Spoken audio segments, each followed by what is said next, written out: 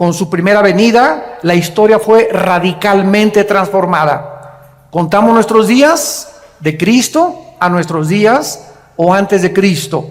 Celebramos la Navidad, su cumpleaños, y celebramos la Semana Santa, su muerte y resurrección. El impacto de Cristo en la historia es tan importante y tan significativo, insisto, que terminó totalmente con cualquier otro líder religioso que pudiera haber existido o que ha existido desde sus tiempos a nuestros días. Krishna, Zoroastro, Buda, los gurús, Mahatma Gandhi, Confucio, cualquier líder que tú puedas mencionar, ni siquiera podría atreverse a compararse con el Hijo de Dios. Nadie nunca profetizó que iban a ser Buda, nunca nadie supo cuándo iban a ser Confucio, ni cuándo iba a venir. Ningún líder religioso ha prometido que regresaría al mundo a traer la justicia y la paz y la seguridad mundial, más que el Hijo de Dios. Y esta es la razón por la cual nosotros debemos enfocar nuestra atención. Si no eres cristiano, o eres ateo, o eres un libre pensador, agnóstico, escéptico, en la persona de Jesús, que fue precisamente lo que hizo en mi vida, el impacto que transformó mi carácter. En el libro de Gálatas, capítulo 4, versículo 4, la Biblia dice que cuando vino el cumplimiento del tiempo de Dios, Dios diseñó que llegara Cristo hace 2000 años. Dios envió a su Hijo, nacido de mujer y bajo la ley, para que nos redimiera a los que estábamos bajo la ley, a fin de que recibiéramos la adopción de ser hijos de Dios. La venida de Cristo fue en el cumplimiento del tiempo que Dios había escogido. Pero vamos a preguntarnos por qué escogió Dios que Cristo viniera hace 2000 años. ¿Por qué no hace 1300 años? ¿O por qué no hace más de 2500 o hace 3000 años? Y aquí es donde encontramos la sabiduría de Dios en la Biblia. En primer lugar, Dios escogió que viniera Cristo en su primera venida hace 2000 años porque el Imperio Romano comenzó a abrir por primera vez en la historia carreteras, caminos por todos lados en Europa. De ahí viene la famosa frase, todos los caminos llevan a Roma. El Imperio Romano abrió caminos, carreteras por donde marchaban sus ejércitos, y estos caminos pavimentaron el camino para que los discípulos de Cristo cumplieran la orden que Jesús les había dado. Vayan a todas las naciones y prediquen este evangelio y hagan discípulos de todos los seres humanos. Toda potestad me es dada en el cielo y en la tierra. No tengan miedo de los hombres. He aquí yo estoy con ustedes todos los días hasta el fin del mundo. Estos nuevos caminos proporcionaron a los discípulos de Cristo la ventaja de viajar por toda Europa, África, el Medio Oriente y poder llevar estas buenas noticias al mundo entero.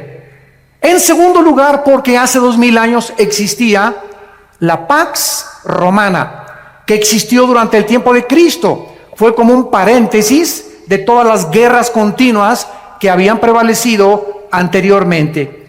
Este factor también les benefició a los discípulos de Cristo para que fueran por todas las naciones sin ningún problema. En tercer lugar, el lenguaje y la cultura helénica.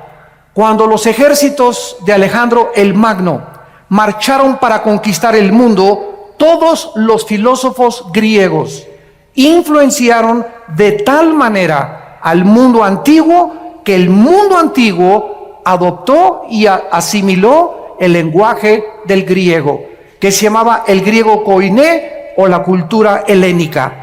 Como consecuencia, cuando Cristo vino, el mundo entero hablaba el griego y dominaba el helenismo. Esta igualdad de lenguaje y filosofía, al igual que los caminos que abrió Roma, pudieron prevalecer para poder llevar el evangelio y que no tuvieran absolutamente ningún problema en poder difundir las noticias de la salvación en Cristo Jesús. Pero en cuarto lugar, lo más importante por lo cual Dios envió hace 2000 años a Cristo al mundo fue por el gran vacío que existía en la humanidad, que se vuelve a repetir exactamente 2000 años después, en la época, en el siglo XXI en que estamos viviendo. Las diversas y los cientos de religiones que había en tiempos de Cristo, con los miles de dioses de los griegos paganos, no pudieron nunca satisfacer ni a poder llenar el hambre de la humanidad de aquellos tiempos. Además, la inmoralidad, el paganismo, la idolatría, la depravación sexual, las filosofías griegas no pudieron satisfacer las necesidades más profundas del alma humana. En su primer carta a los Corintios, el apóstol Pablo lo escribe de esta manera en el versículo 1, versículos 18 en adelante. Y Cristo se dirige a los griegos, a los filósofos, aquellos que nadie ha podido comparar en 2000 años, los que se la pasaban interpretando el mundo, mientras Jesús venía a cambiar el mundo. Y dice el apóstol Pablo, porque la palabra de la cruz es locura a los que se pierden. Los griegos decían, ¿cómo puede el Hijo de Dios dejarse matar? Nuestros dioses Zeus, nuestros dioses titanes y todos los grandes de la mitología griega son dioses poderosos. Un Dios nunca permitiría que mataran a su Hijo.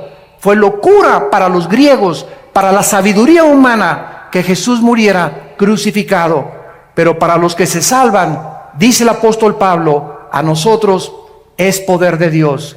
¿Qué hizo Dios hace 2000 años? Destruyó la sabiduría de los sabios y desechó el entendimiento de los entendidos. Dios hace 2000 años, a través de Cristo, envió este mensaje a todos los filósofos. Ninguna alma humana tiene la capacidad intelectual para entender a Dios. Nadie podrá, a través de sus proposiciones filosóficas, a través de sus conjeturas, a través de sus hipótesis, a través de sus especulaciones racionales, poder comprender a Dios. ¿Por qué? Porque los pensamientos de Dios son mucho más grandes que los pensamientos humanos. Y los caminos de Dios, la forma como Dios actúa, es mucho, mucho, mucho más grande y diferente a como nosotros creemos que Él debería de caminar. Entonces, para que podamos alcanzar los pensamientos de Dios a través de nuestro intelecto, jamás lo hubiéramos podido lograr. ¿Qué hizo Dios? Envió del cielo a su Hijo a este mundo. Y Cristo nos trajo a este mundo los pensamientos de su Padre. Nos dijo cómo era Dios. Nos dijo cómo hablaba Dios. Si tú quieres conocer a Dios, ve a Jesucristo. Si quieres saber cómo piensa Dios, estudia la vida de Cristo, porque Él es la imagen del Dios invisible, el primogénito de los muertos, el creador del universo. Dios pues nos habló a través de Cristo, y el apóstol Pablo entonces reta a los filósofos y les dice, ¿dónde están los sabios? ¿Dónde están los que todo lo alegan en la televisión y en el radio y en las películas? ¿No ha enloquecido Dios la sabiduría del mundo? La Biblia está diciéndote, tráeme a tu gallo Giro. ¿Quién es para ti el más sabio, la persona más inteligente, el filósofo más grande, tu héroe? Tráemelo, dice Dios, y ponlo aquí, y ponemos a Jesús a un lado. ¿En quién vas a pensar? ¿En Platón? ¿Sócrates? ¿Alejandro el Magno? ¿Oscar Wilde? ¿Zoroastro?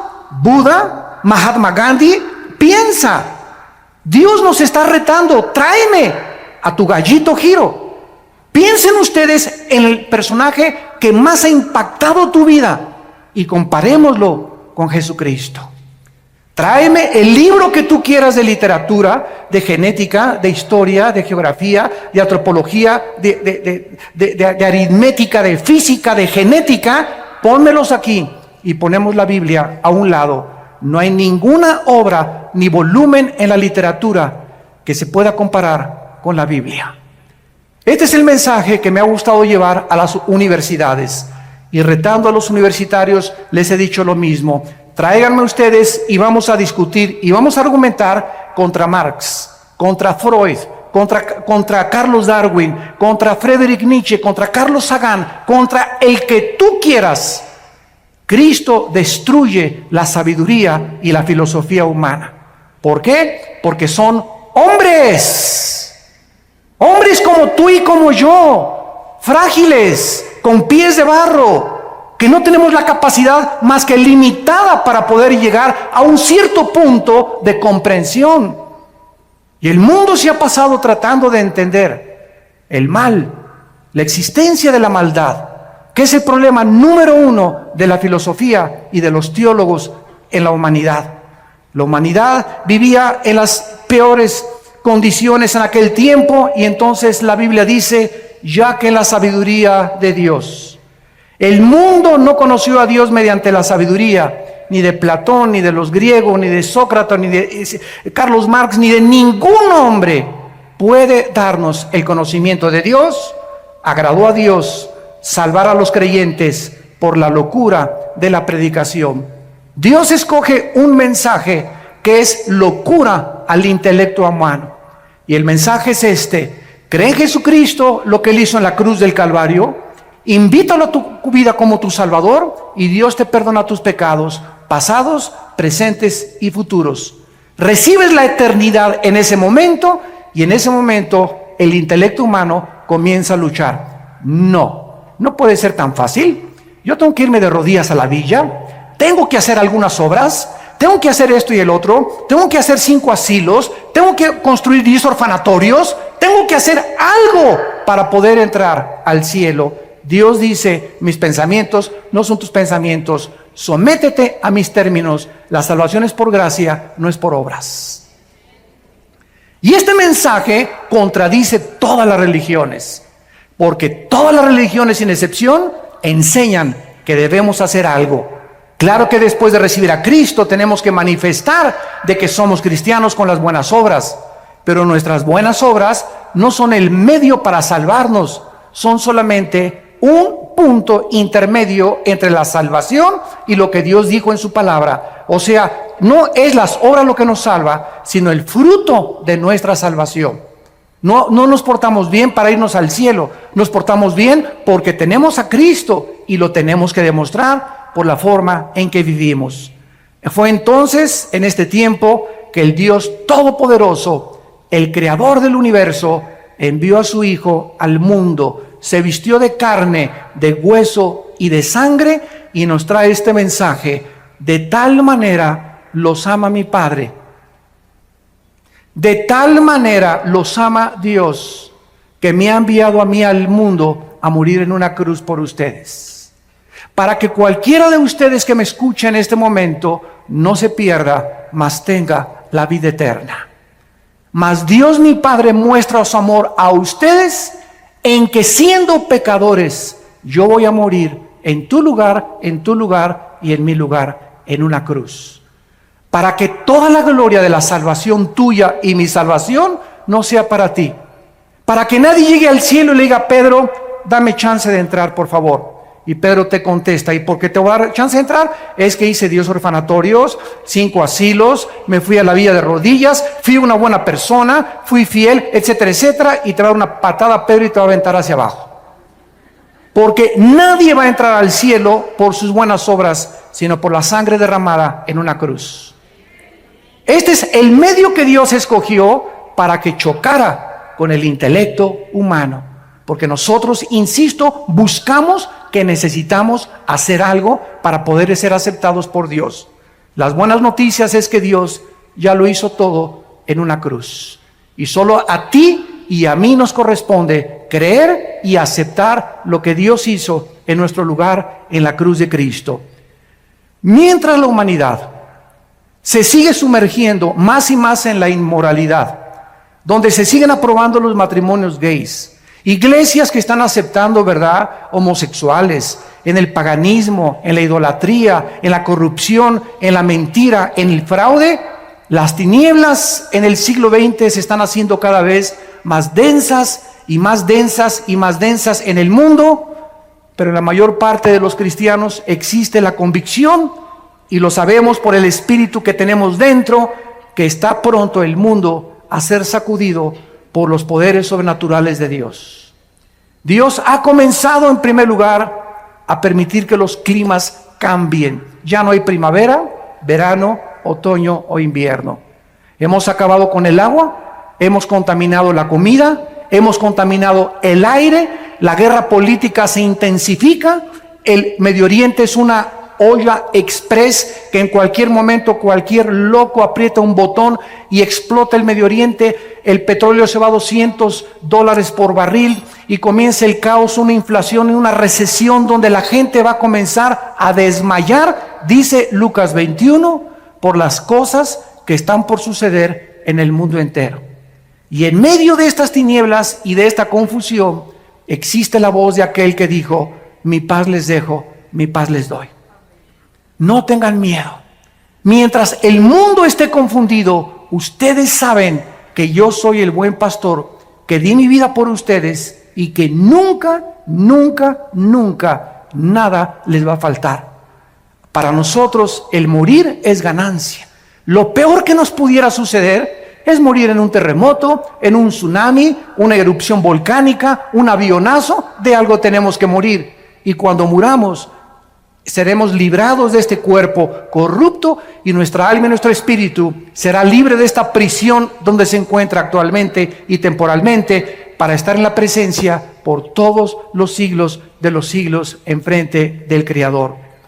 Cristo en Mateo 24 explicó las señales antes de su venida. Porque vendrán muchos en mi nombre, versículo 5, diciendo: yo soy el Cristo, y a muchos engañarán.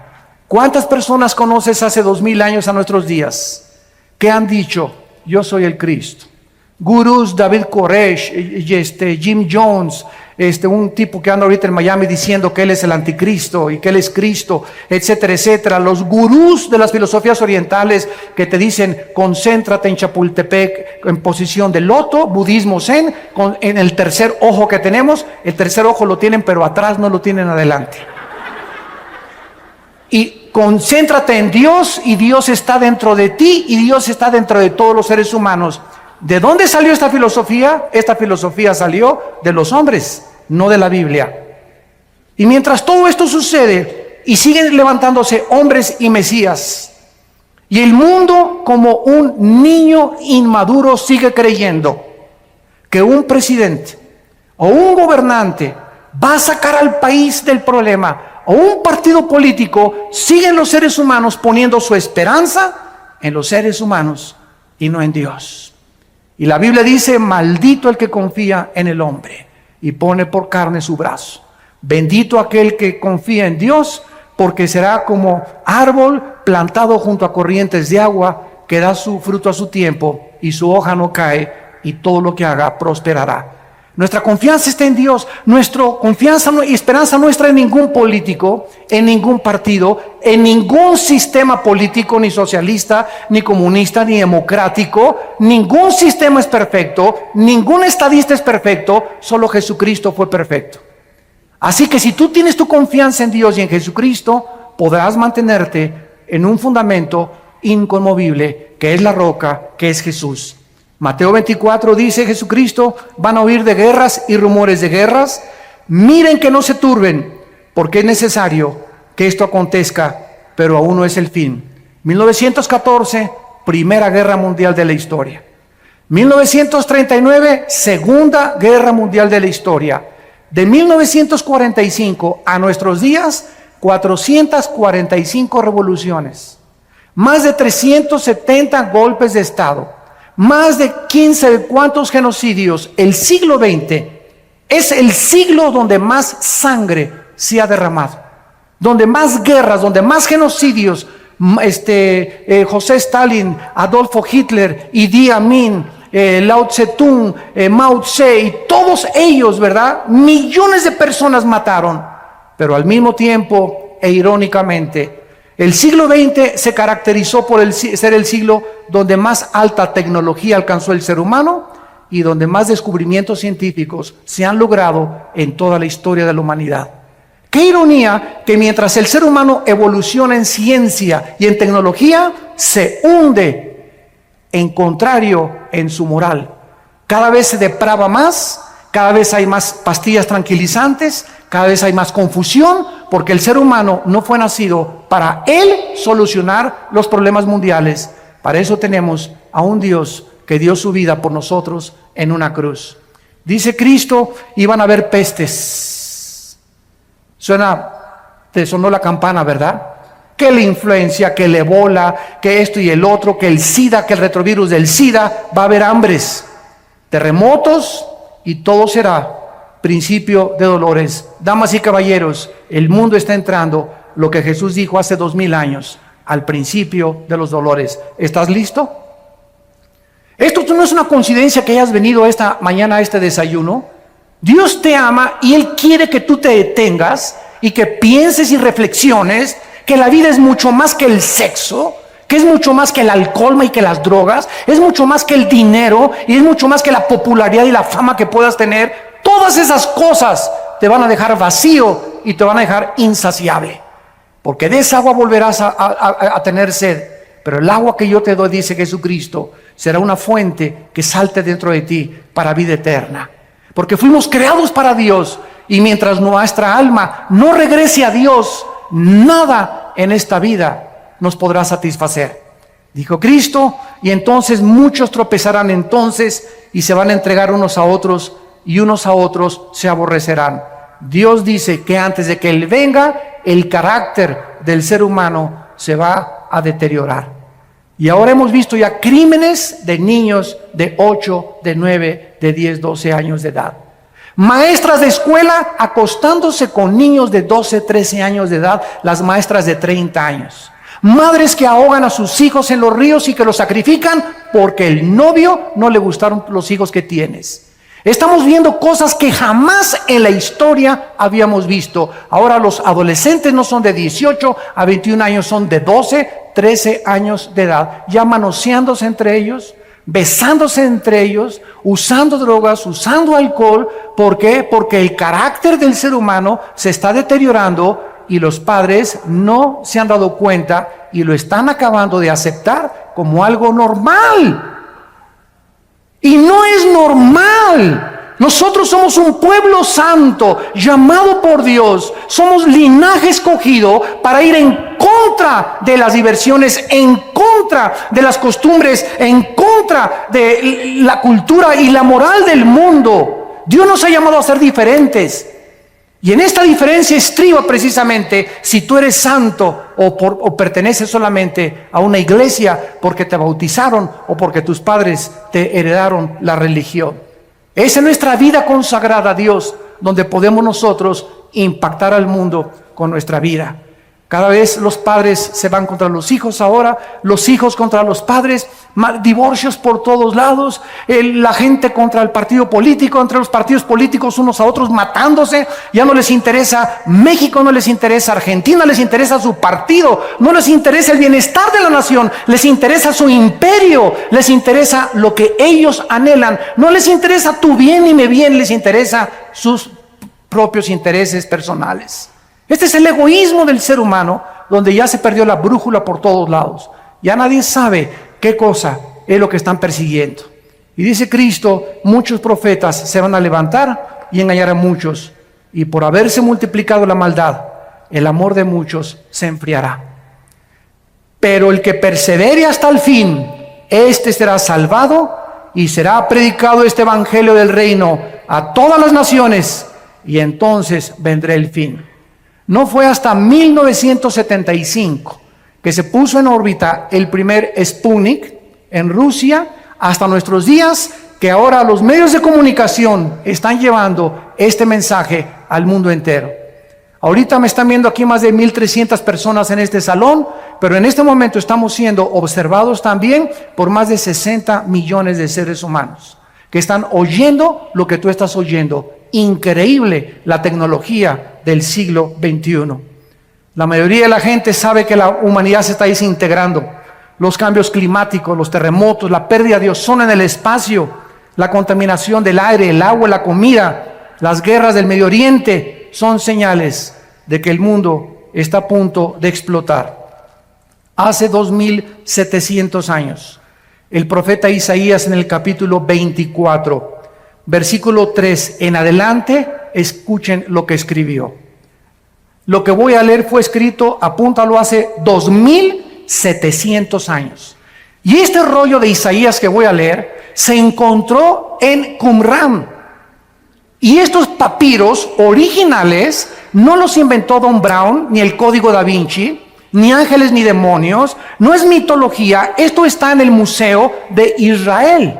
Y ahí puedes ver tú estos papiros del rollo de Isaías exactamente como lo tenemos nosotros en nuestra Biblia.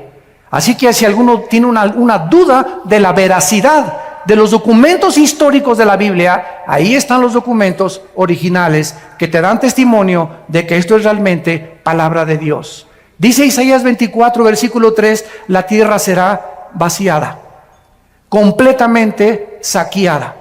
Jehová ha pronunciado esta palabra, se destruyó, cayó la tierra, enfermó, cayó el mundo, enfermaron los altos pueblos de la tierra y la tierra se contaminó bajo sus moradores. ¿Por qué? Porque traspasaron las leyes, falsearon el derecho, quebrantaron el pacto sempiterno. Damas y caballeros, cuando tú no les pones a los niños una línea y les dices, esto pueden hacer en vacaciones, entrar a su cuarto a tal hora, levantar sus cosas, esto no pueden hacer.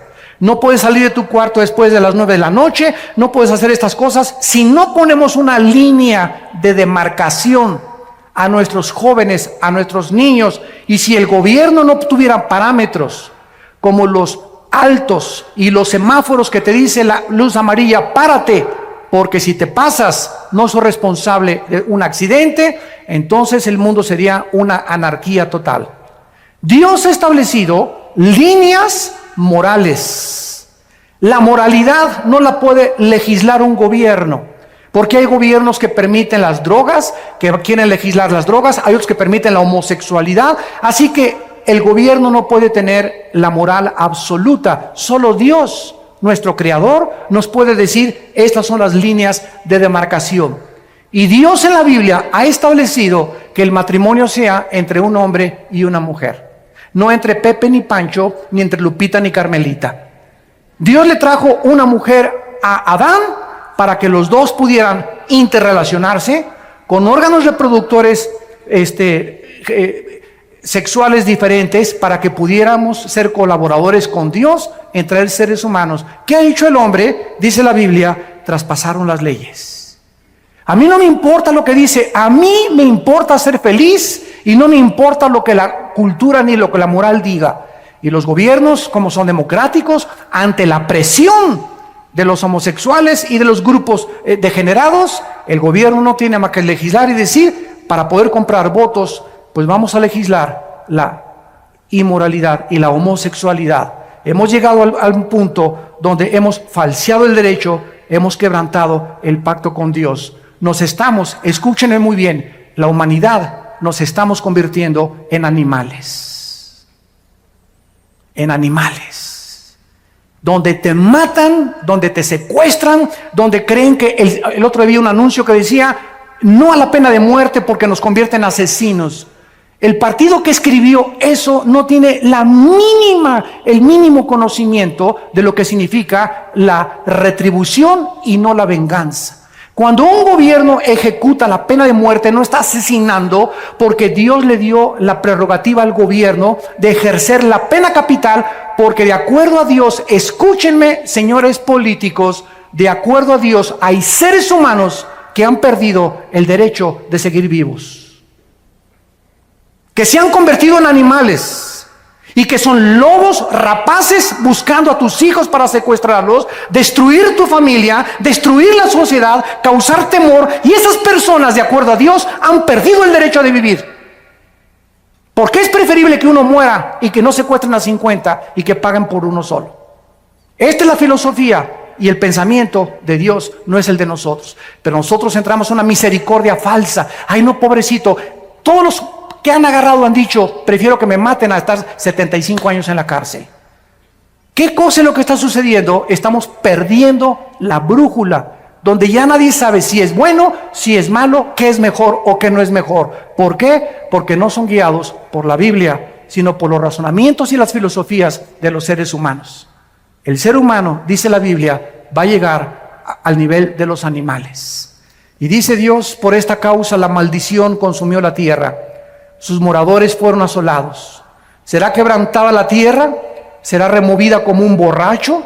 Se agravará sobre ella su pecado y nunca más se levantará, porque Jehová, el Dios del cielo, lo ha determinado. En todas estas cosas, la humanidad que se encuentra en un túnel donde nadie sabe dónde está la luz, dónde está la salida. Vamos a consultarle a los de la nueva era, vamos a consultarles a los gurús, vamos a consultarles a los ateos, vamos a consultarles a los adivinos, a la bola de cristal. Y Jesús dijo, yo soy el camino, la verdad y la vida. Hay un solo camino, damas y caballeros, que es Jesucristo. Dijo Jesús, yo soy la resurrección y la vida. Y quiero decirte que si tú en esta mañana vives, es precisamente porque yo quiero que tú vengas a morar conmigo eternamente en la casa de mi Padre. ¿Por qué Cristo va a regresar? Número uno, porque la creación lo espera impacientemente.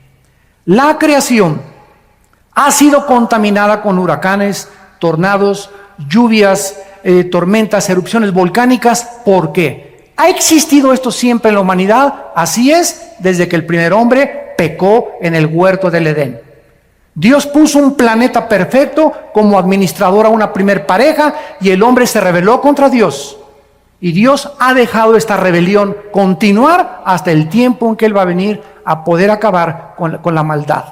Y durante toda esta época de la historia ha entrado el proceso que la física llama la entropía, donde todo se descompone, todo se echa a perder, nuestras células comienzan a desgastar, todo se oxida. Esta es la ley de la entropía o de la corrupción de acuerdo a la teología bíblica. Y Dios dice que cuando Él venga, restaurará totalmente la creación. Miren lo que dice en Isaías 11, versículo 6, que pasará con el mundo ecológicamente cuando Cristo regrese. Morará el lobo con el cordero, el leopardo con el cabrito se acostará, el becerro y el león, la bestia, andarán juntos, y un niño los pastoreará. La vaca y la osa pasarán, sus crías se echarán juntas, y el león como el buey comerá paja. ¿Qué dice la Biblia? Que los leones antes no eran feroces. Dios no creó a los leones feroces, Dios no le puso veneno a los alacranes, ni a la viuda negra, Dios no le puso la ferocidad a las bestias de la selva. Dios no es el autor de lo que tenemos a nuestro alrededor, somos nosotros.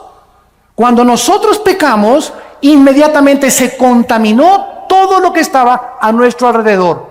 ¿Por qué? Porque el ser humano alejado de Dios no tenía el derecho de vivir en un mundo perfecto. El momento en que nosotros nos rebelamos contra Dios, me contamino a mí mismo, me comienzo a autodestruir, comienzo a destruir a mi esposa, comienzo a destruir a mis hijos, comienzo a lastimar a toda la gente a mi alrededor, porque el pecado es contagioso. Y si no entendemos esto, ¿por qué la Biblia aparta el pecado de la santidad? Nunca vamos a comprender la mente de Dios. Cuando tú pecas, estás escogiendo sufrir. Cada vez que tú pecas, vas a sufrir. Y vas a sufrir más allá de lo que tú creías que ibas a sufrir. El precio que vas a pagar va a ser más caro que el que pensabas que ibas a pagar. Y te irá peor de lo que pensaste que te iba a ir. El pecado trae consecuencias, porque la paga del pecado es la muerte. Y Jesús dijo que Él venía a pagar por el pecado humano. En segundo lugar, Cristo va a regresar porque nosotros lo estamos esperando. La Biblia dice por todos lados en el Nuevo Testamento que estemos orando y diciéndole al Padre, envíanos al Señor. Dice Tito capítulo 2, versículo 11 en adelante, porque la gracia de Dios se ha manifestado para salvación a todos los hombres, enseñándonos que renunciando a la impiedad y a los deseos mundanos, vivamos en este mundo sobria, justa y piadosamente, aguardando la esperanza bienaventurada y la manifestación gloriosa de nuestro gran Dios y Salvador Jesucristo. ¿Por qué me porto bien? ¿Por qué le tengo que ser fiel a mi esposa? ¿Por qué no quiero robar? ¿Por qué no quiero transar? ¿Por qué no quiero defraudar? ¿Por qué no quiero ver pornografía? Simplemente porque el que tiene esta esperanza se purifica a sí mismo. Si tú realmente crees que Cristo va a venir, tu vida tiene una perspectiva diferente a cómo vas a vivir. Porque si viene hoy en la tarde o viene la próxima media hora o hoy en la noche, tú vas a ser presentado y yo también, y no habrá nunca otra oportunidad para recuperar el tiempo que pudimos haber vivido en santidad. Por eso, amados santos, estar firmes y constantes, sabiendo que la obra en el Señor no es en vano. La Biblia dice que nosotros le esperamos, y yo te pregunto, ¿y tú a quién estás esperando? ¿Cuál es tu propósito para vivir? ¿Qué significado estás esperando que te dé lo que alcanzas en tu vida? Pregúntale a la gente, ¿qué es lo que tú esperas de la vida? Ser famoso, ser modelo, ser artista, ser cantante, y después, ¿qué vas a hacer? ¿Qué no sabes que te puedes morir a los 35 años de edad? A los 40 años de edad, a los 50 años de edad, que tu carrera política puede ser frustrada por una embolia, por un ataque al corazón, que tu belleza puede ser extinguida mañana por un cáncer de piel o por cualquier problema que te pueda suceder. Nuestra vida está en un hilo. No nos hagamos ilusiones de poner nuestras perspectivas en este mundo. Está bien que queramos distinguirnos y todo, pero para la gloria de Dios, no para nuestros propios intereses.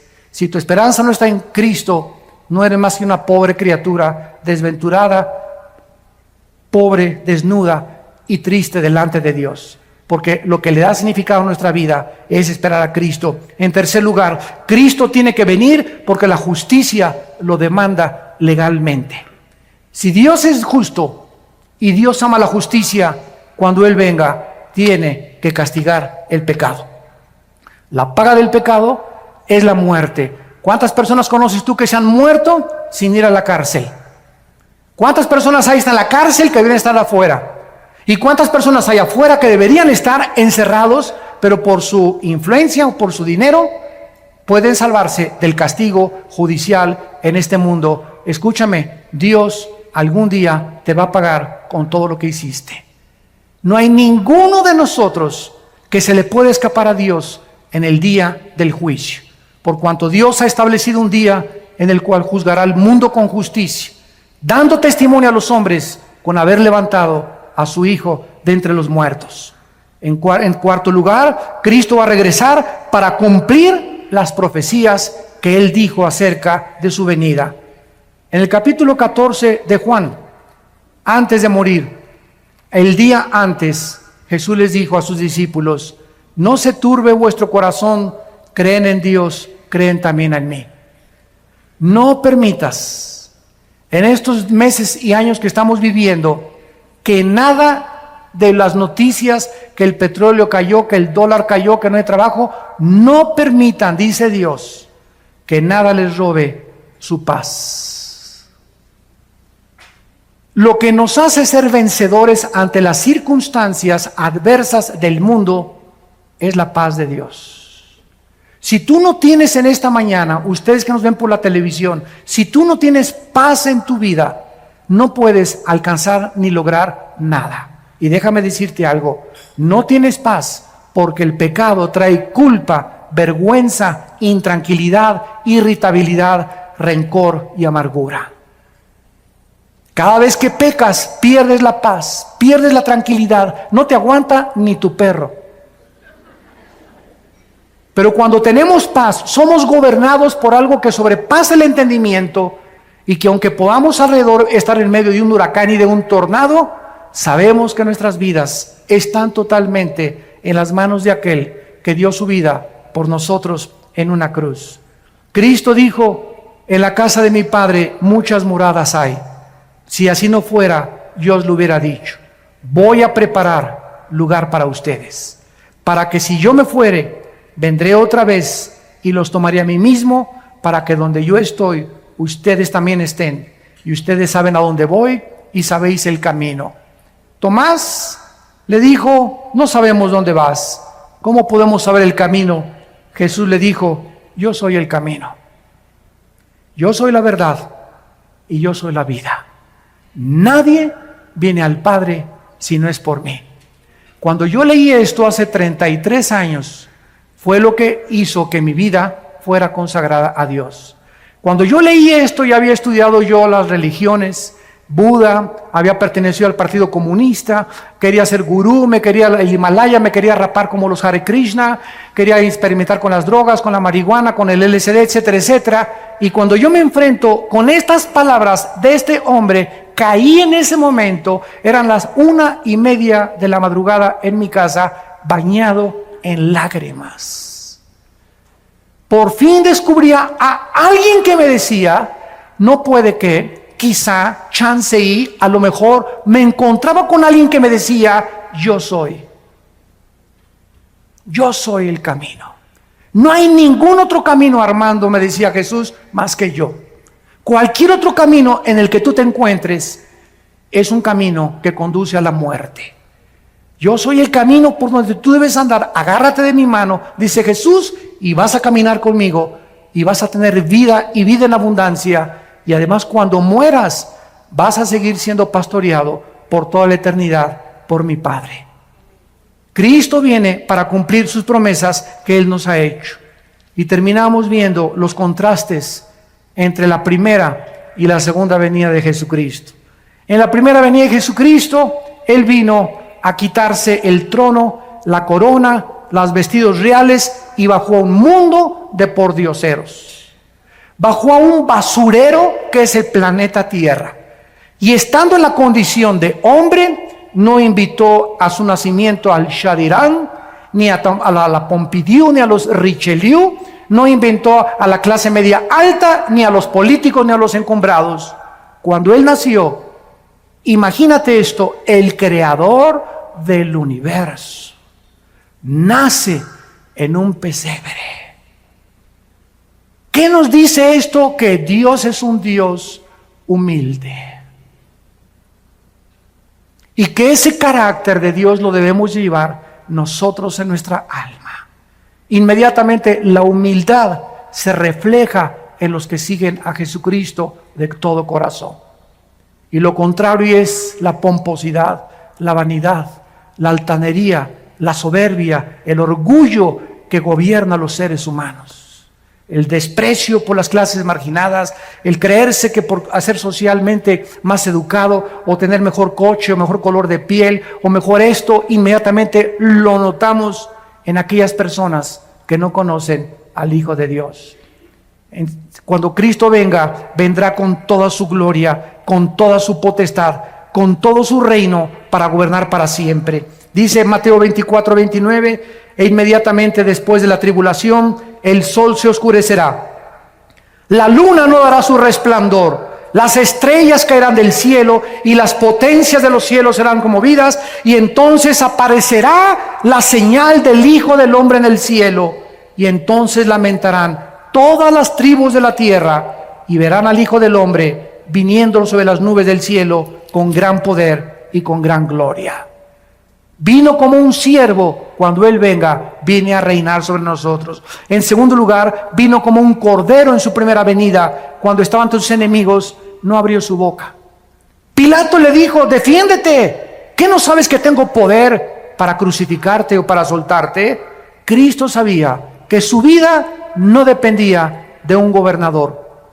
Y le contestó a Pilato y le dijo, ninguna autoridad tendrías si no te fuera dada del cielo. Él vino a entregarse como un cordero, pero cuando Él regrese, vendrá como el león de la tribu de Judá, a juzgar a los vivos y a los muertos. En su primera venida fue juzgado.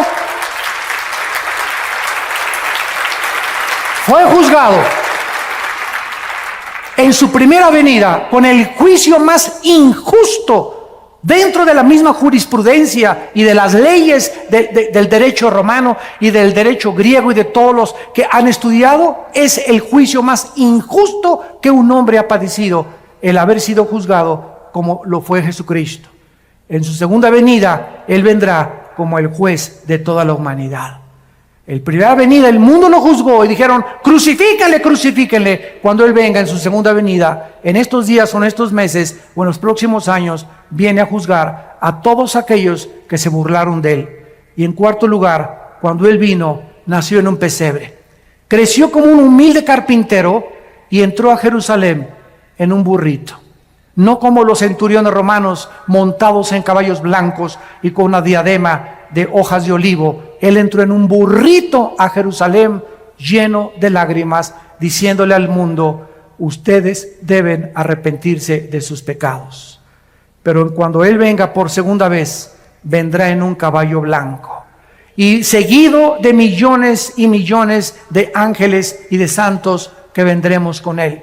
Y dice Apocalipsis 19: entonces vi el cielo abierto, versículo 11, y un caballo blanco, y el que lo montaba se llama Fiel y Verdadero, con justicia juzga y pelea. Sus ojos eran como llama de fuego, había en su cabeza muchas diademas, y tenía un nombre escrito que ninguno conocía sino él mismo. Estaba vestido de una ropa teñida en sangre, y su nombre es el Verbo de Dios. Y los ejércitos celestiales, vestidos de lino finísimo, blanco y limpio, le seguían en caballos blancos. De su boca sale una espada aguda para herir a las naciones, y él las regirá con vara de hierro. Y él pisa el lagar del vino del furor de la ira del Dios Todopoderoso. Y en su vestidura y en su muslo tiene escrito este nombre: Rey de Reyes y Señor de Señores. Ven, Jesús, ven. Viene a triunfar, viene a traer justicia, viene por nosotros, viene a recompensarte. Y dice la Biblia finalmente en el capítulo 11 de Apocalipsis: y entonces los ancianos en el cielo se postraron y dijeron: Señor, te damos las gracias por el que eres y el que eras y que has de venir, porque has tomado tu poder y has reinado. Y se airaron las naciones, y tu ira ha venido, y el tiempo de juzgar a los muertos y de darle el galardón a tus siervos, los profetas, a los santos y a los que temen tu nombre, pequeños y grandes, y destruir a los que destruyen la tierra. El Señor Jesucristo viene a juzgarte. Y si tú recibes a Cristo en esta mañana, Él ya no viene como tu juez, Él vendrá como tu Salvador. Él vendrá como tu Redentor. Vendrá por ti y por mí para llevarnos con Él, para que en los siglos venideros, que solamente pasamos por esta tierra temporalmente, podamos reinar por toda la eternidad con aquel que dice: he aquí, yo soy el primero y yo soy el último. Yo soy el alfa y yo soy el omega. Vengo pronto con mi galardón para recompensar a cada uno según su obra. ¿No quisieran muchos de ustedes en este momento abrirle tu corazón y recibirle en tu alma como tu Señor y como tu Salvador? Les pido por unos instantes, los que gusten, que inclinen su cabeza. Y ahí desde tu lugar, con toda la sinceridad y la honestidad de tu vida, sabiendo que no eres Dios, que tienes un límite para vivir y que después de la muerte viene el juicio, en este momento que tienes la oportunidad, la lucidez mental y que tu corazón ha sido preparado por el Espíritu Santo, no cierres tu corazón contra Él.